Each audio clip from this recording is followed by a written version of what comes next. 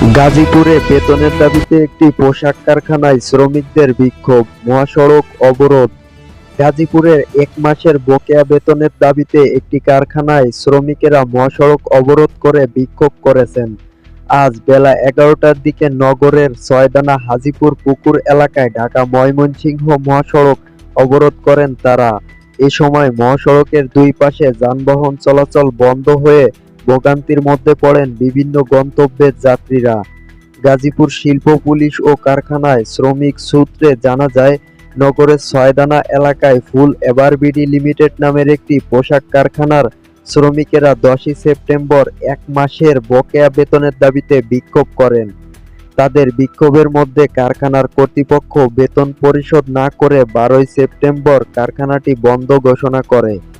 গত সোমবার গাজীপুরের প্রায় সব কারখানার সমস্যা সমাধান হলেও ওই কারখানার শ্রমিকেরা এখন পর্যন্ত বেতন ভাতা পাননি।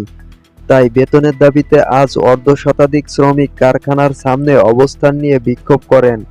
এক পর্যায়ে তারা ঢাকা-ময়মনসিংহ মহাসড়ক অবরোধ করেন। এরই মধ্যে বৃষ্টি শুরু হলেও শ্রমিকদের মহাসড়কের ছাতা নিয়ে অবস্থান করতে দেখা যায়।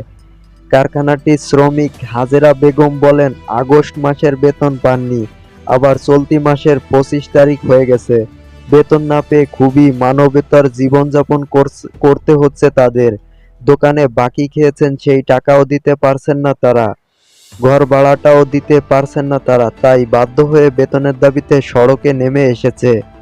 অপর শ্রমিক রাইসুল ইসলাম বলেন, আশপাশের সব কারখানায় বেতন দেওয়া হলেও তাদের কারখানায় শ্রমিকদের বেতন দেওয়া হচ্ছে না, তাই বাধ্য হয়ে রাস্তায় নেমেছে।